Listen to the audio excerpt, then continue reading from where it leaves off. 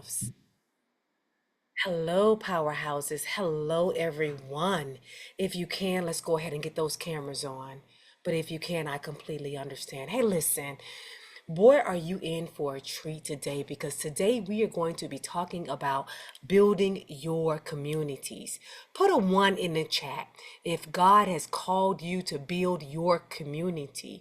It may be a faith-based community, it may be a health informing community, a wealth informed community, even relationship community. Maybe you're out there helping couples to deal with trauma and to build stronger families. Let me check the chat real fast because I want to make sure that this is a good topic for you guys today. Wonderful. Hey, Dr. Mary Seegers, and thank you, Lady Kelly and Chelsea and Janie and Terry. Thank you, thank you, thank you.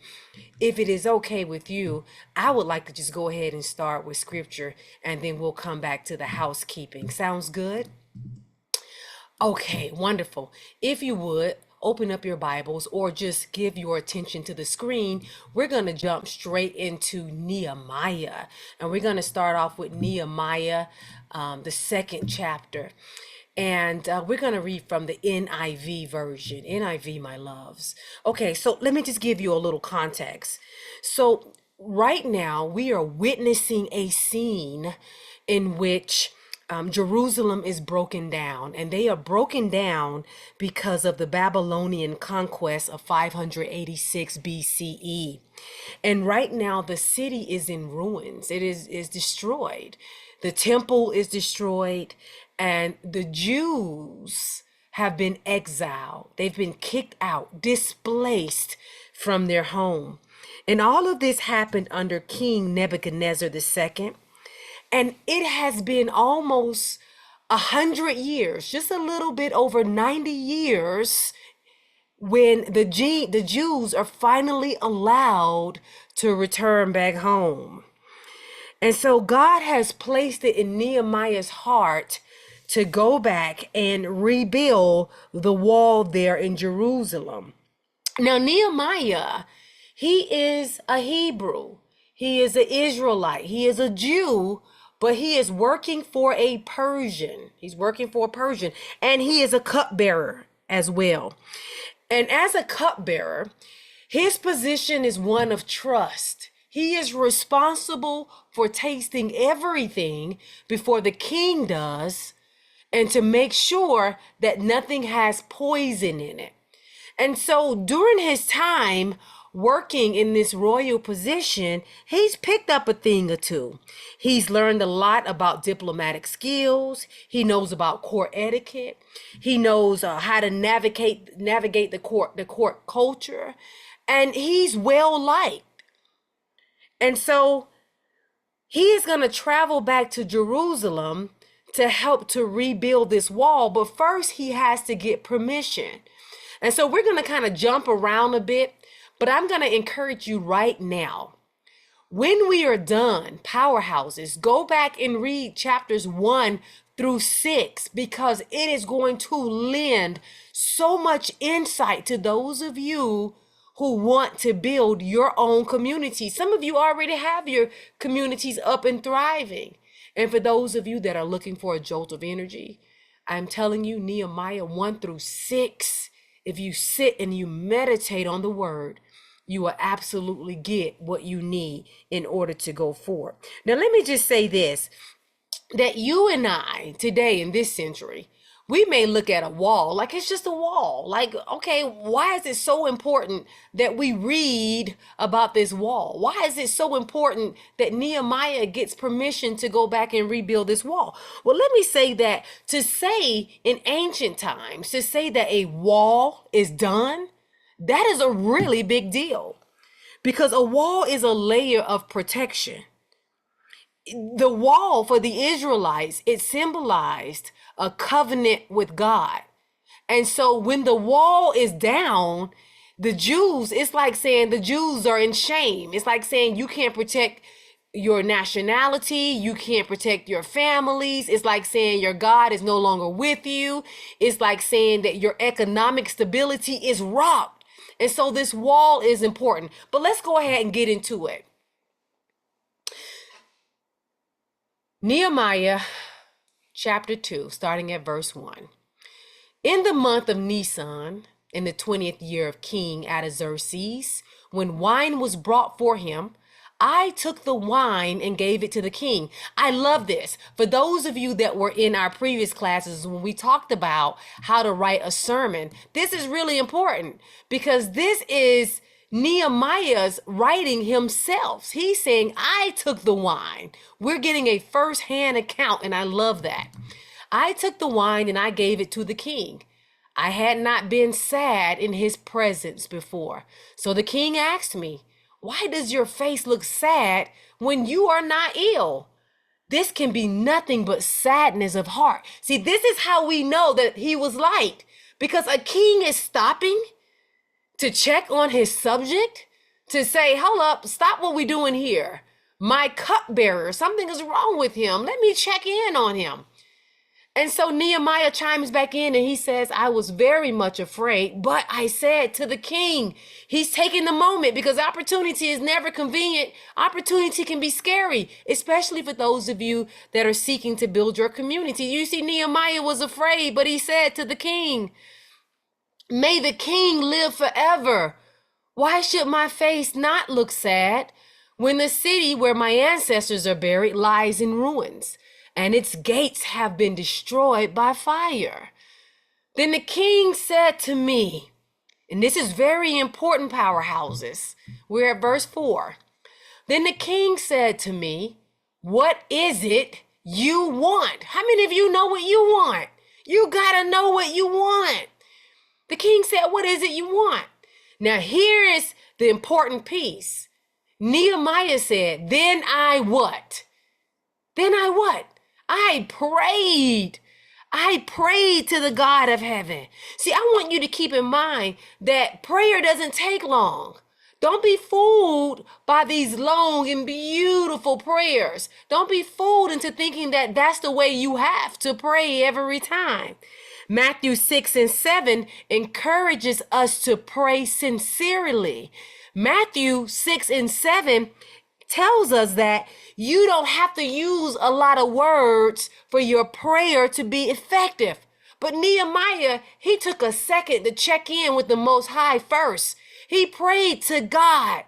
And it might have took 5 or 6 seconds, but he included God in first. He acknowledged God first. So then I prayed to the God of heaven, and I answered the king, if it pleases the king, and if your servant has found favor in his sight, let him send me to the city in Judah, where my ancestors are buried, so that I can rebuild it. Then the king, with the queen sitting beside him, asked me, how long will your journey take?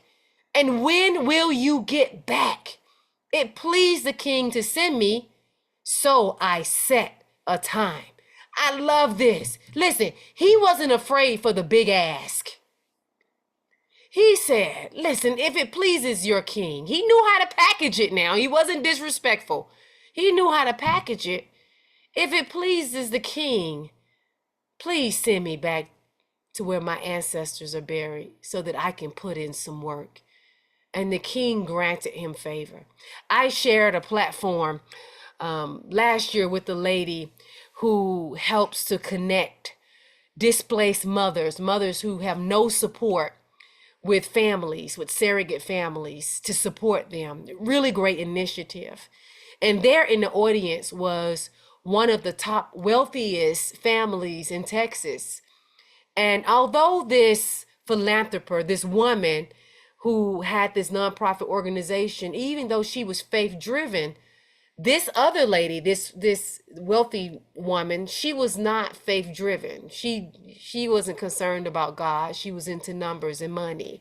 But she was impressed by this initiative.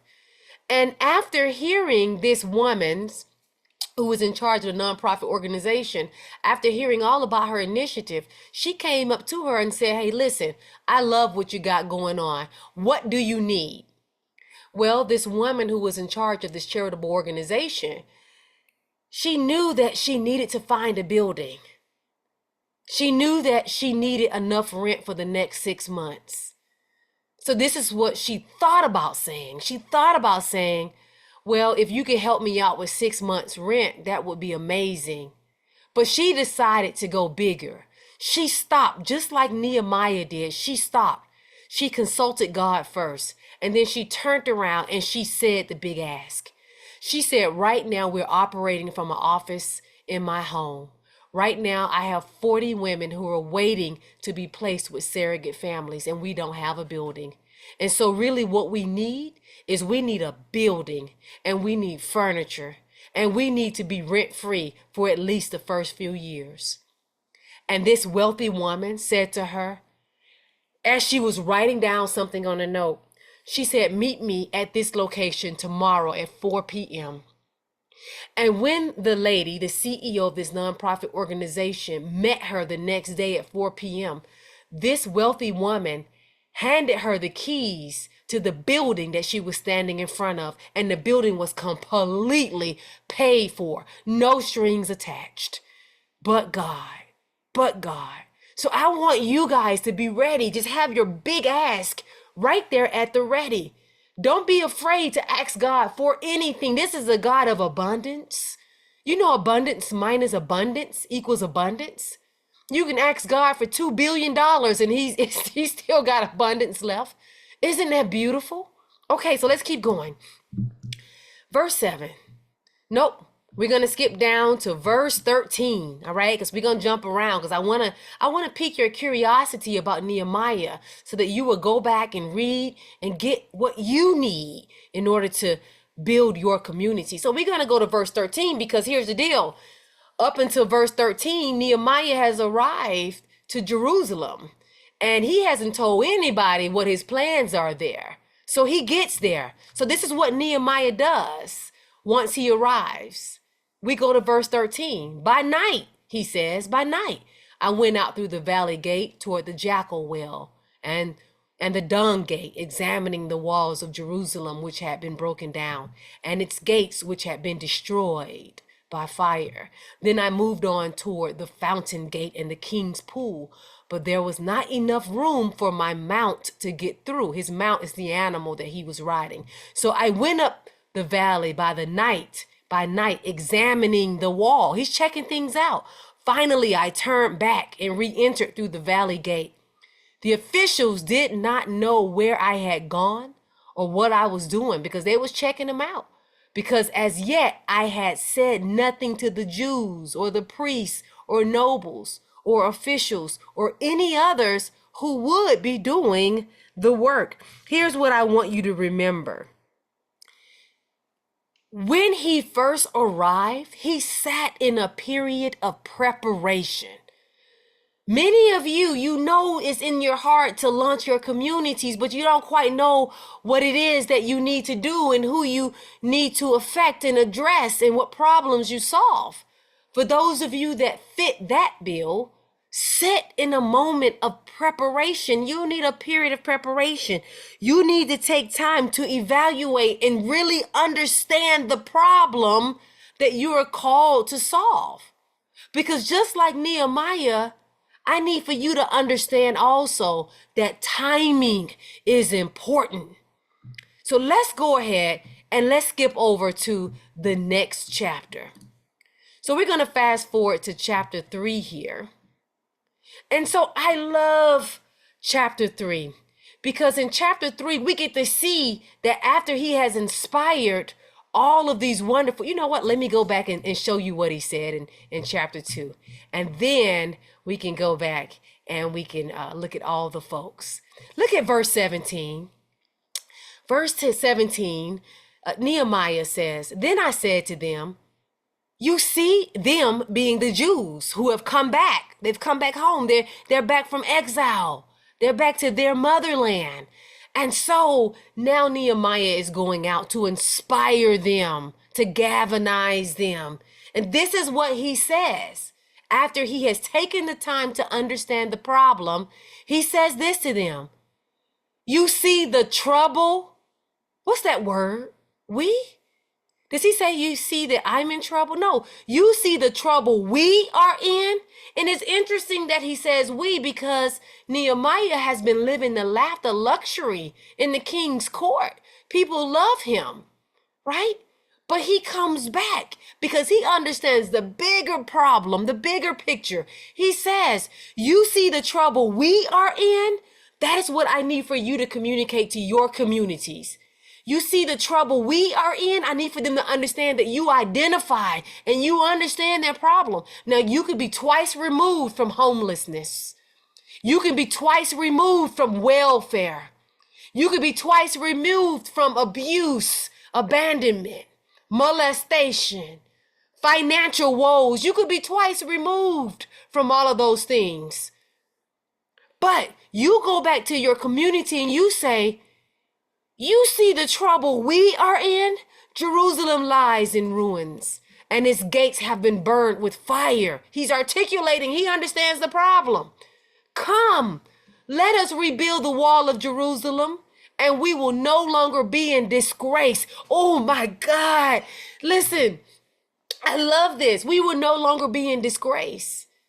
You know how I'm always articulating to you, powerhouses, that people will pay not to be in trouble before people will pay not to have problems before they pay for pleasure. Excuse me.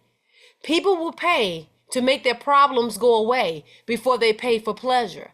In other words, some of you, when you pitch your communities, you're going to go out there and you're going to say, hey, join my community so that you can, if it was Nehemiah, come and help us rebuild this wall so we can buy better horses and better mounts. He didn't say that. Come, let's rebuild this community so we can get economic stimulation. He didn't say that. What did he say? He said what you need to say. I want to help you not to have more problems.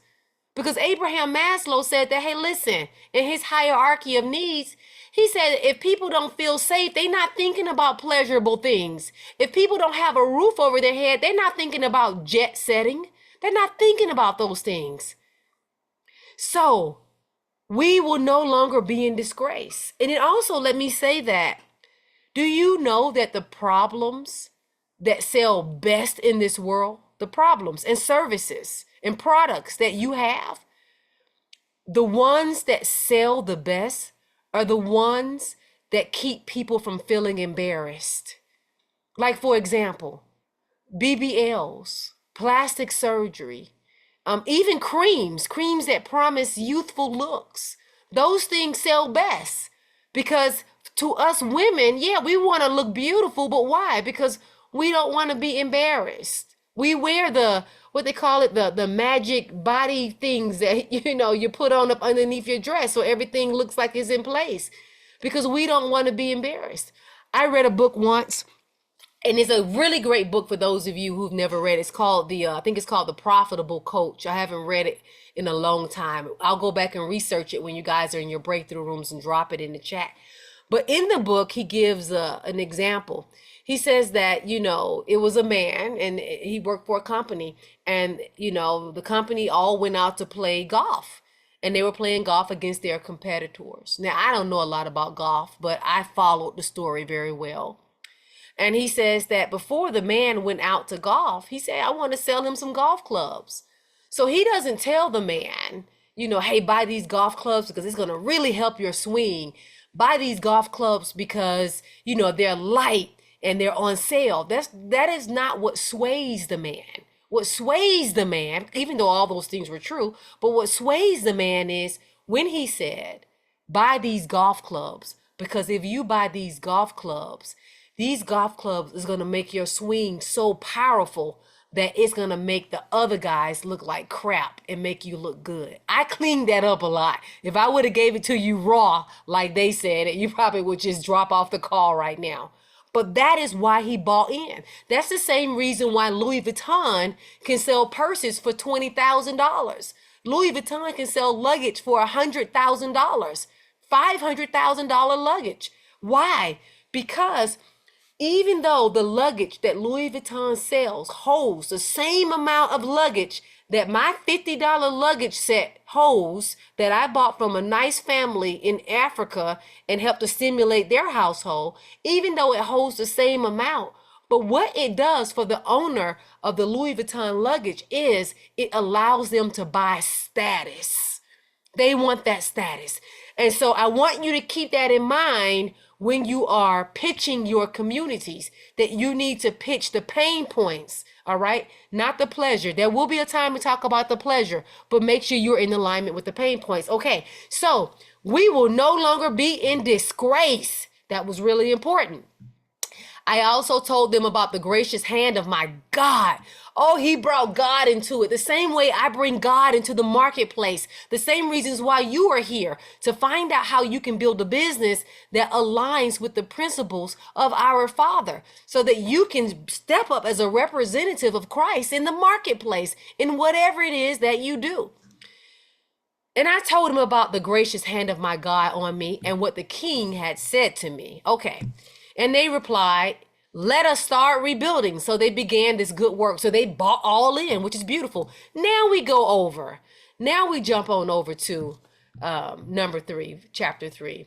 In chapter 3, we get to see Eliashib. He's the high priest and his fellow priests. They all went to work. They built the sheep gate, right? They dedicated doors. And then we jump down to verse 3. The fish gate was being rebuilt. And then in verse 4, more repairs was made. And then in verse 6, I mean, look at all these people. Look at this community galvanizing, working together to rebuild this wall. You see, Nehemiah didn't say, I'm going to rebuild this wall by myself. He didn't say, I'm going to tackle issues of sexual assault by myself. He didn't say, I'm going to tackle issues of trauma, of helping women to write their books and tell their stories by themselves. No, he went back and he got the community to help with this problem. Look at this. Look at all of these folks that helped. Oh my goodness. These are all your people. When you get here, I want you to think about all the people that God is going to send to your community. And I want you to pray over these people before you ever meet them. Go ahead and start praying for them and their marriages and their households and their families and their finances. Go ahead and start praying over it now. Okay, now we're going to go over to verse 4.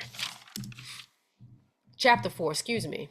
All right, of course, there's going to be some opposition, right? Because when Sanballat heard that they were building the wall, he became angry and he was greatly incensed. Isn't that crazy? Some people will hate you just because everybody loves you. And I want you to keep in mind that as you rise, so does your enemy. All right. So he ridiculed the Jews, and in the presence of his associates and the army of Samaria, he said, what are those feeble Jews doing? Will they restore their wall? Will they offer sacrifices? Will they finish it in a day? Can they bring the stones back to life from those heaps of rubble, burned as they are? They just talking smack, like people will talk smack on your social media. People will talk smack about the way you dress, the way you talk, the way you run things. It's okay. They are playing their part. My best friend Artez Lamar, before he died of COVID in 2020, he would say to me that it takes all kinds in this world. And in addition, we learned in science that the world, it spins and balances itself off negative and positive energy, right? So we know that. We know that this is going to happen. You know that chapter 4 of Nehemiah, verses 1 through 2, well, verses 1 through 3, you know that this is going to happen to you. So you're not going to be rocked by it. Because even in verse 3, Tobiah, he even chimed in, the Ammonite. And he said, what they are building, even a fox climbing up on it would break down their wall of stones. And the thing about it is, as these people, as the Israelites, the Hebrews, the Jews, as they are working, they can hear all of this. But what do? Do they stop their work and chase the people who are talking about them? Do they stop and entertain it and say, well, you know what? I bet you a fox climbing up on it won't break it. They didn't do that. They didn't do the back and forth. What did they do? They went to God. The Bible says, be slow to anger. Be quick to listen, right? They went to God. They said, God, in verse 4, hear us, our God, for we are despised. They took their problems to God. That's where your problems belong. Hear us, our God, for we are despised, in verse 4. Turn their insults back on their own heads. Give them over as plunder in the land of captivity. Do not cover up their guilt or blot out their sins from your sight, for they have thrown insults in the face of the builders. So we rebuilt the wall till all of it reached half its height, for the people worked with all their heart. Now, they're working to rebuild the wall. And of course, Sanballat, Tobiah, the Arabs, the Ammonites, and the people of Ashdod, they heard about the repairs and they got angry. That's what they're going to do. You're going to have your own encounters with your own Sanballats, your own Tobias, and so on and so forth. But here's what I love. Let's skip down to verse 13. This is what I want you to remember as you build your communities. And this is important for when you're assisting people in your communities as well, because this is advice that you're very well going to have to give them. This is what verse 13 says. Verse 13 says, therefore, because in verse 12, it says the Jews who lived near them came and told them 10 times over, kept saying, listen, whenever you turn your back, they're going to attack you. They are going to attack you. And so Nehemiah had the people working on the wall, and they had a weapon in one hand and had tools in the other. So Nehemiah was like, okay, I understand the magnitude of this problem. Let's get strategic. But listen to what happens in verse 13. This is what Nehemiah is saying. Nehemiah said, I didn't stop. No, I didn't stop. I kept it going. I kept my eyes on the mission. I knew why I was here. My mission wasn't to fight these people. My mission is to build this wall. So this is what I'm going to do, because I understand that adversity is real. Therefore, I stationed some of the people behind the lowest points of the wall at the exposed places. Some of you going to get it even before I even highlight the point. I stationed some of the people behind the lowest points of the wall at the exposed places, posting them by families with their swords, spears, and bows. The question I want to ask you is, what areas are you most liable for attack as you build your communities? What buttons can the enemy push that'll make you quit, make you throw in the towel, make you abandon all these people, all these returned Jews? I need for you to get real clear on that. When I was growing up, I remember I always had a big forehead, and I was ashamed of my forehead. And so if somebody ever said, oh, your forehead, like my cousins, because you know how cousins know how to push your buttons. And it really hurt my feelings, and it got to the point where I would wear bangs. But then I did the work, and now I just let my forehead out. I mean, it's big like Tyra Banks, but for some reason, now that I've gotten over the insecurity, nobody remarks about it. Nobody notices my forehead. My point is that if you are not aware of your lowest places, then the enemy will exploit it.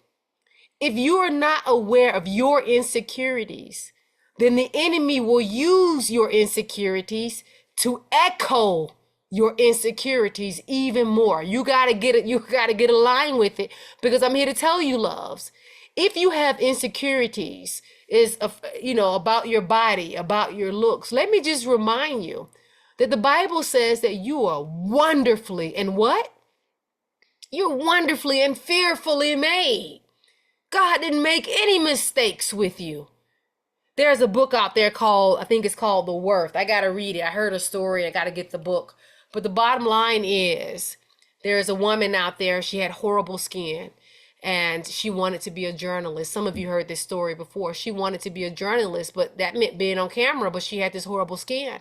And so in the process of getting her journalism degree and getting hired to be a journalist, she was able to come up with all kind of makeup, all kind of stuff, so that she could appear presentable on camera.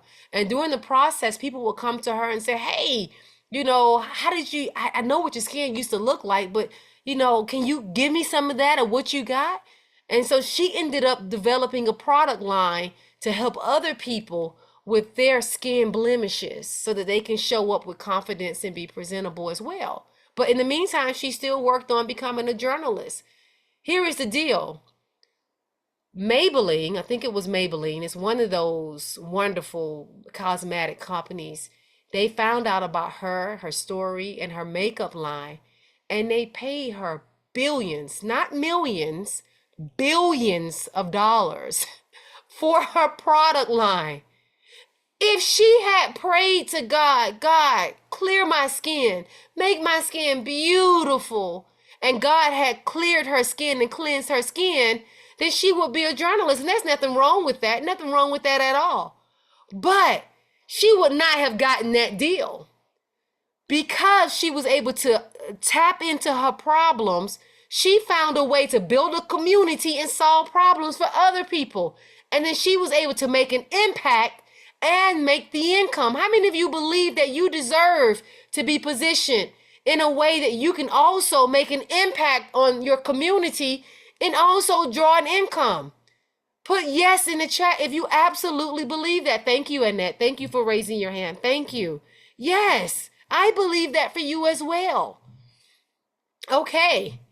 So he positioned people at the lowest points of the wall. I need for you to understand where your lower parts of your wall is. And once you understand where your lowest parts are, I need for you to put a guard there. Some of you are going to say, hey, I got a great idea for a community, but I'm not good at marketing. So the ideas that I have for building this community, it's going to go unnoticed, Coach Queen, because nobody's going to know that I exist. That's a lowest part of your wall. That's a low point of your wall, my loves. I need for you to put a guard there. That guard might be a marketing architect, a web architect, a marketing specialist. For some of you, you might say, we talked about the CRM, the client relationship management systems last week, powerhouses. Some of you are going to say, well, I'm not good with technology. I find myself stuck in technological purgatory. That is a low point of the wall for you. I need for you to put a guard right there, my loves. You're going to either hire a virtual assistant. You may hire a coach. You may even go back and take some classes yourself. I don't know. Of course, pray and consult God first. But I need for you to put a guard right there. Some of you might say, my family won't support me. Or some of you may say, I know I'm called to build this community for my version of Jerusalem, right? But I don't know how to break free of this corporate job so that I can do this full time. Put a guard there. Get a mentor, right? Get an advocate. Get a strategist, but put a guard there. So I want you to remember that. All right. All right, so we're going to stop there. If you jump on over to Nehemiah 6:15, and I'll just jump there very briefly, especially for the purposes of the recording. If you jump over to Nehemiah 16, but please go in and read it and close the gaps. I want you to see that they were victorious. Look at that. 52 days. 52 days, my loves. Listen, when I read this, I just rejoice. 52 days with community support, they rebuilt the wall. And of course, their enemies was upset about it and kept trying to attack. But here is the deal. He came, he built this wall in 52 days. You could very well set a goal right now that in 52 days, you're going to build your community. You're going to build your community. How easy would that be? How easy would that be? 52 days. He was able, with the help of the community, because he didn't do it by himself. Because keep in mind, I want you to remember that just because you are a solopreneur, that doesn't mean that you go at things alone. It really does take a team to be a solopreneur. It takes a team to do this by yourself. It takes a team to do anything by yourself. Can I just be blunt and say that? 52 days, he was able to help the Jews restore dignity, help the Jews to stimulate the economics, to help the Jews rebuild their covenant with God. One man. And it all began with a bold request. Isn't that beautiful? So listen, this is what I want to ask you. I want to challenge you. My question to you, my loves, is what wall should you be rebuilding right now? What wall? What is your Jerusalem? I need for you to understand the problem that God is calling you to solve. Because only then, after you have done like Nehemiah did, and you go and you inspect it, not you ain't got to broadcast it to everybody, not right now, unless God tells you to, of course. Go and evaluate. Get in a period of preparation and really understand your problem. One of the best ways that you can go about understanding your problem, of course, is prayer, of course, is scripture. But also, if you go to the internet and you start researching case studies, many of you, I've already showed this to you. If you go to google.scholar.com, just go to Google and type in the word scholar. The site will come up. And when that special screen comes up, I want you to type in the words that relate to the people who you believe you're called to help and the problem that you're called to solve. So for me, I might say I'm called to help women in their 40s who have been sexually abused. If that is what I felt as though I was called to do, I would type those words in and I would just go in and I would read, just I would immerse myself in the understanding of those problems. I would even go back to scripture and research the very first recorded situation of sexual assault in scripture because it's there. And I would bridge that gap between then and there for the people that I'm called to serve. All right. So this is what I want to do. I want to get you into your breakthrough rooms. And then while you're in the breakthrough rooms, I'm going to look up that coaching book that I read years ago with that story in it. It really is a really great coaching book. I think it is called The Profitable Coach or something like that. Real easy read. Got some really great coaching techniques and tactics in it. Just really inspirational. So I'll look for that while you are in your breakthrough rooms. And while you're in your breakthrough rooms, my loves, I want you to keep in mind that this is your opportunity to take your future on a test drive. For those of you that are shy about speaking in public, this is your opportunity to practice. That is one of the purposes of this platform. It's an opportunity for you to practice, life's high stakes conversations, life high stakes presentations in the non-threatening space, because I assure you that you will be in rooms with powerhouses who are just like you. And while you are in those rooms, loves, I want you to feel free to network. So go ahead and grab your contact information. So when you're in the rooms, if you connect with someone who could very well help you with your journey, if you find someone who you're like, oh my goodness, that person right there, she may be the perfect guard for one of the lowest places on my wall. If you see that opportunity, my love, say, hey, listen, let's exchange information and let's meet at a later date and talk about it. I will tell you now that if your mission is about wealth building practices, please make sure you get in contact with Auntie D. She's right there. Most of you guys came when she did a really great class on some wealth building strategies. My favorite part is when she talked about the 4 bank accounts that every business owner should have and why. I think that was really important. The feedback that I got about it, people love that. If you haven't seen it, go to YouTube, you'll watch it. You'll get an email after this and you'll get connected to the YouTube channel. If you are interested in leadership practices, did Dr. Seegers leave already? Dr. Seegers and also Heidi. I'm here. I'm Okay, here, here she is. Dr. but I'm driving. Yeah. I'm Okay. sorry. All Hmm. right.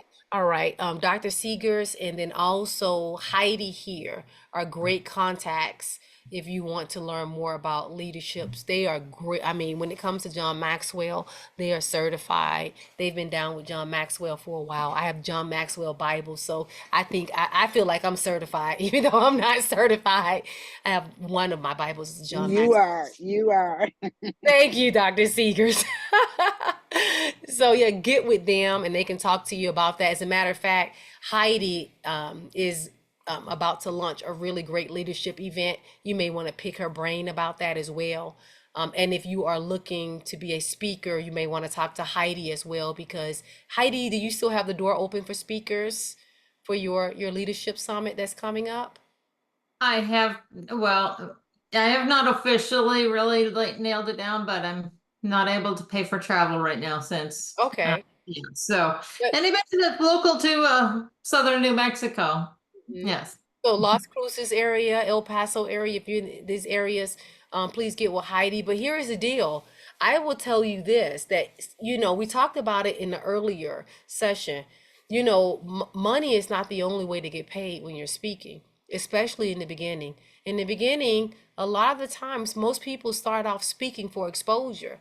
So sometimes you don't ask for money. Sometimes you do it so that you can get the practice, or you do it so that you can get the exposure, because your next client is usually in that audience. All right. So when you keep that in mind when you're speaking to Heidi as well, just ask her about the exposure opportunity. Okay, listen, I want to go ahead and get you guys into your breakthrough rooms. While I am setting up the rooms, will someone please unmute and share the one rule that we have? Never pass up the opportunity to take the mic. the mic. Thank you. I love it when two or three of you do it. It's just, oh, it just feels so good. I'm so blessed. Sometimes I feel like I'm God's favorite. Like I really do, right? Anybody else feel like that?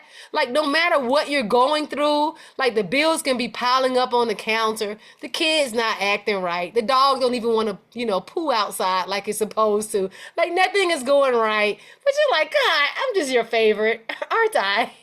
Okay, that's right, my loves. Never pass up the opportunity to take the mic. And when I send you into your breakthrough rooms, you're going to choose a room based on maybe you need to get some more information about that topic, or maybe you want to pour into the room about that topic. So whether you are an expert or you're a novice, go into the room and just talk. Don't hog the mic. Take the mic. Don't pass up the mic, but don't hog it. And please stay on subject. If this is your first time with us, put a 1 in the chat. I want to know where my first timers are. I'm not gonna force you into the spotlight. I just want to see where our first time. Annette, that's not your first time. Maybe I just saw your name earlier, Annette Swan. So what I do, I want you guys to remember when you go back through Nehemiah, there are 4 things that Nehemiah did. Nehemiah, he wept, he mourned, he prayed, and he fasted. He wept, he mourned, he prayed, and he fasted. One of the things I will do before I get on the calls, you know how you guys are watching the videos so that I don't have to come in and give a long introduction about myself again? One of the things that I will do is I will sit and I'll look at your names, and I close my eyes and meditate, and I send you little love notes to you, just spirit to spirit. I do that. And so Annette, maybe when I was doing that earlier, maybe that's why I think that you've been here before. But welcome, Annette. Welcome, Esmeralda. I covered an event for a woman of God who had focused on reconciliation, healing, and relationships. She also, oh wow, yeah, oh my goodness, yes, really nice message for you in the chat, Heidi from Miracle. Yeah, I love that. Okay. It's your first time staying to the end, Annette. Okay, there we go. Thank you, Janie. Thank you. You are awesome as well, Janie. Thank you. Yeah, much love, Annette. Okay, so let me get you into your breakthrough rooms. You're gonna have about 20 minutes. You're gonna have to take your mouse and self-select the room that you want to go into. Jump around. One of the rooms you can go into, you can talk about speaking ideas and stages. Maybe you know how to get on stages, or maybe you have questions about how to get on stages. Go into that room. Maybe you want to go into the room about content creation, how to launch a marketing campaign to get more visibility for your community, for your speaking, for your coaching, for your products and services, whatever it is. Maybe you want to go into a room and talk about gratitude and prayer. And let me say here that when you're launching your communities, one of the problems that you're going to face is, okay, now I have my community here. What do I do? Because you don't want to come on and then you're always doing all of the talking. You want it to be interactive, right? And then another thing, because so my point is that you're going to have to create an agenda. In that agenda, when you're creating the agenda, it may be 3 or 4 things in the agenda.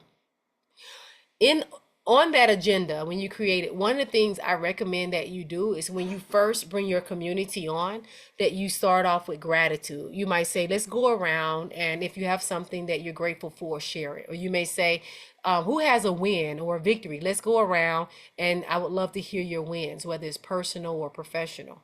The reason why you want to do that is because your community, you guys want to be seen, heard, and felt. I want to be seen and heard and felt when I'm in my communities as well, my other communities.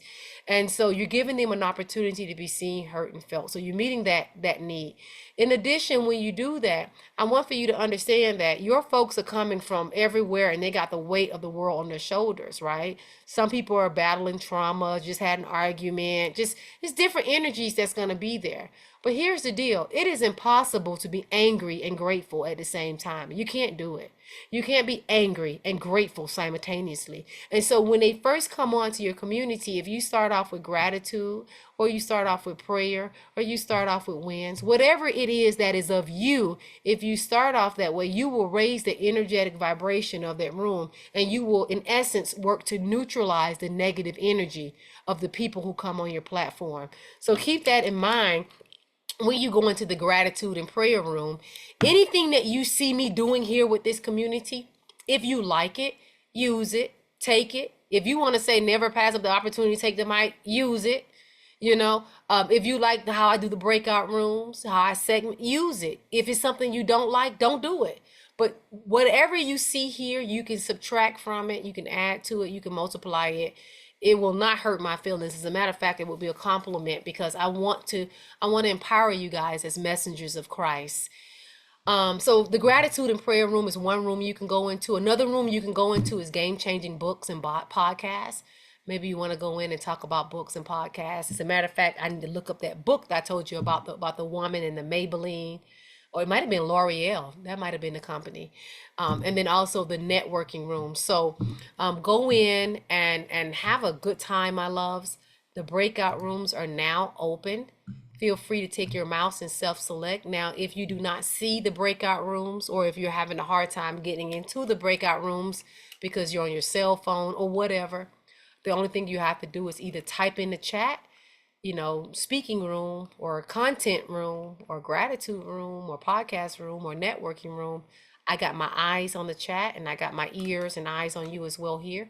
Or you can just unmute and just say, Queen, put me in the speaking idea room. But go ahead and choose your rooms. Heidi is already in the content creation room. So is Jacora. Jacora is here. I didn't know she was here. I didn't even see her. My screen goes by so fast. That's right, Annette. You wasn't feeling well. Listen, I think it was Miracle, Annette, who told me last week to get that Theraflu. I got that Theraflu, and I tell you, it knocked it out. I got the daytime Theraflu, and I got the nighttime Theraflu. 24 hours later, I was back in the game. Yeah, so welcome back, Annette. I'm so happy that you're able to stay the entire time. Tara Lynn, networking room. Hey, Tara Lynn. Yes, let's get you in. Hi. Hey, Hey, Queen. How are you beautiful. So today? glad you made it. Yes, ma'am. Yes. Okay, I'm beaming Thank you up you. now, my love. Tara Lynn, Okay. Usher in the house. All Yes, right. ma'am. Queen. Yes.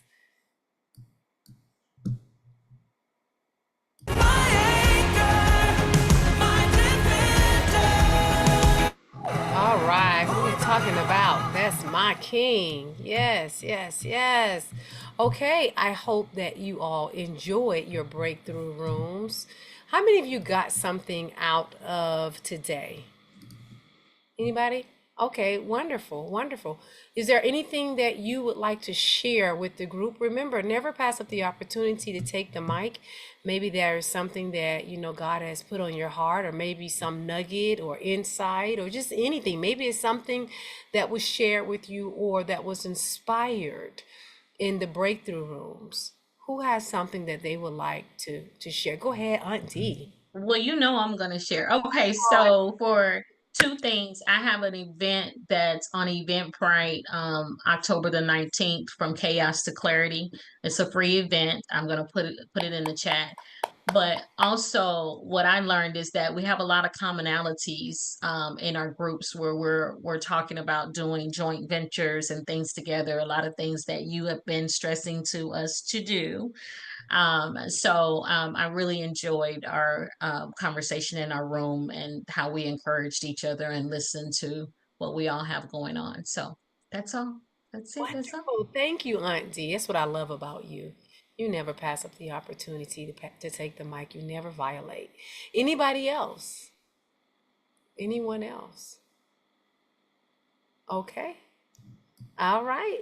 So let me share with you real quick the books that I told you I would share with you. The first one, even though I did not mention this one, the first one I want to share with you is how many of you seen the movie The Forge? Anybody? Okay, Tara Lynn. No, not yet. Heidi. Okay, wonderful. Esmeralda, you've seen it. Okay, wonderful. So I'm going to share with you this, that the fact that the Forge also has an opportunity for all of us to do our own Bible study. Some churches, some congregations are getting together. They've ordered this book right here, The Forge Bible Study, and they're taking it chapter by chapter. I was told that it's a thin little book. I just ordered my copy and it is on the way. And again, that is The Forge, the Bible Study Book Lessons. So the next book I want to share with you is the one that I promised you. And this one, let's exit out of here. And this one is the book Worthy. All right, it's by Jamie Lima. And this is, her story is amazing. And no doubt, especially for those of you that are helping women or men or anyone with confidence that are working with women, there's going to be some things that you can extract from this story for your platform. I'll make sure I drop the titles and all that good stuff inside the chat as well, so you can grab it from there. And then the last book I want to share with you is The Prosperous Coach. So I believe I said it right earlier, but this is The Prosperous Coach. I went to Amazon. It looks like the book is selling for about $70, but it's on sale for about $50, it looks like. But this is a really great book. I actually listened to this book, if I remember, while I was working out when I would go for my walks. So I'll make sure I drop all of these titles inside of the chat so that we can get you out of here on time. Let's see, let's go up here. Here is the first book right here. This is The Prosperous Coach. You got that one. And then let's make sure that you get the other one, The Forge. That's easy. You can just type that in. Let's grab the other one. I love how much you guys interact in the chat. It's just amazing. Some really good stuff in here. All right, there you go. And so both of the books are now in the chat. Grab them and enjoy them. Okay, let's go ahead and get you out of here. I want to make sure that I didn't miss. You just bought that book, Jakora? Okay, wonderful. You and I have to compare notes. Yeah, and then Miracle, I want to say to you, thank you so much for recommending the Theraflu last week, because I went and I got the Theraflu. I got the daytime and the nighttime. 24 hours later, I was back in the game. So thank you so much for recommending that. And also, Annette has a really good recipe in here, a turmeric recipe that is good for when you're not feeling well under the weather. Okay, great. So let's go ahead and get you out of here, my loves. Thank you so much for showing up for yourselves today. Thank you so much for just taking time out for God today in your special way. And I'm just happy for the people that you're called to help in the communities that you are going to build. So I hope to see you again on Tuesday. And just let me remind you very gently, as you go about your day, my loves, remember, never pass up the opportunity to take the mics. Bye-bye, my loves. Have a beautiful day.